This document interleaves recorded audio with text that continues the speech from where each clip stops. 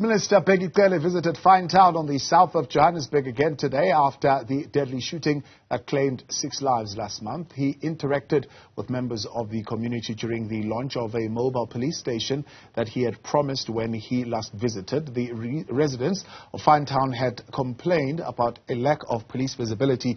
This time around, they pleaded with the minister to rid the community of corrupt police officers. Joining us now to discuss the outcomes of the crime in Nkhwashu is Ennerdale Community Policing Forum Public Relations Officer Akani Nkhwashu. Akani, good evening. Good to have you, and thank you very much for your time. First and foremost, do you think the crime in Nkhwashu as initiatives, are they helpful? Is there meaningful engagement with the authorities, and do you get a sense that they are actually prepared to listen? Good evening, sir, and to all of your listeners. I'm just a bit exhausted, but I'll try my best to answer as best as possible. In terms of the Nkhwashu and the engagement that transpired in Nkhwashu is definitely helpful, because remember, when you sit at maybe a provincial office or national office, you don't really truly understand the need that is needed on the ground in terms of resources. So when you get it from the horse's mouth, you have now a true reflection of what is needed in terms of resources, in terms of man deployment, and in terms of also the environmental design, which was raised numerous times by the minister himself also. So the Nkhwashu was just one of the mechanisms just to basically open the gates so the other processes can follow swiftly. Yeah. So because of security reasons and logistics in terms of space, there are some people who were left outside during this Nkhwashu who felt they wanted to raise some things sharply with the minister. Do you think those who were in were able to capture the essence of what the communities wanted to say? Okay, firstly, I just want to apologize on behalf of the structure itself. The minister emphasized that he wanted to have an outdoor Nkhwashu during the whole planning duration. And unfortunately, the weather did not allow us. But on the particular day, which was today, the weather just decided to open up and not even cast a single raindrop. And we were already in the planning stage and the execution stages of the Nkhwashu. But I feel that at least 80% to 95% of the community members that were there present was in the hall, and just a small chunk, which should not have happened, was left outside due to the job specifications.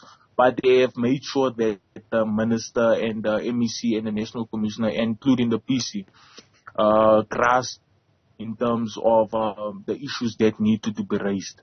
Yeah. Let's talk then about what you mentioned earlier, the deployment of resources, right? A police station, of course, being one of the things that the community requested, cars raids to be conducted, the TRT, the technical unit to be deployed, and of course, extra police. One thing for sure, the minister saying today is that there is, of course, not enough police, and that admitting that is one of the areas that they still need to do better. But what about the other resources? Do you think they have deployed adequate enough resources to be able to respond to what you had raised with him earlier on? Remember, maybe the general public doesn't know about deployment of resources. There's processes and there's things that needs to be put in place.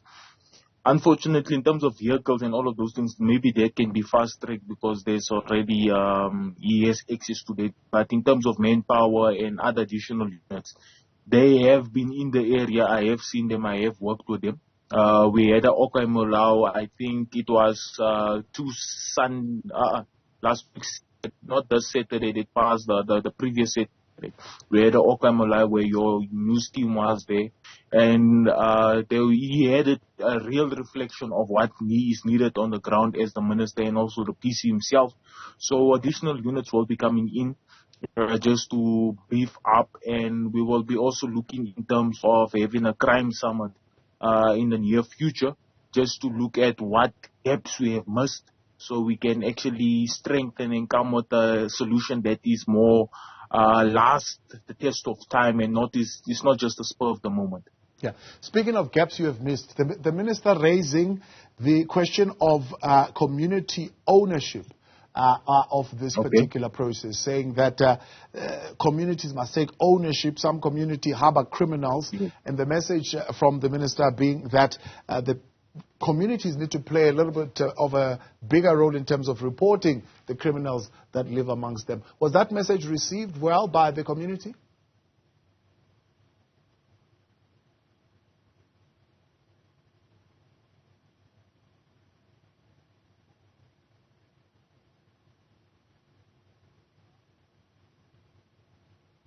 All right, Akani, I don't know if you can still hear me there.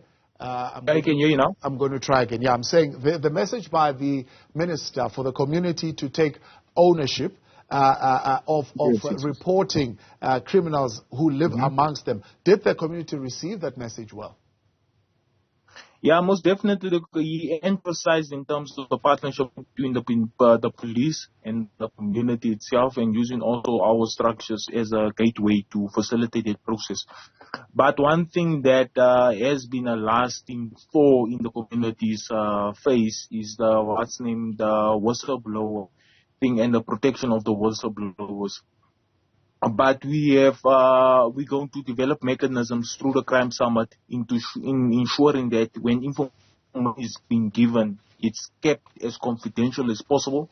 And maybe we can look at not even identifying that particular individual, drawing out all the information that is required from that particular individual, and then just maybe giving him feedback if deemed necessary. But we need that information. But our main focus now is the protection of that particular individual that brings forth the information. Akani, appreciate your time. Thanks so much for coming on. Ennerdale Community Policing Forum spokesperson there and PRO Akani Nkhwashu.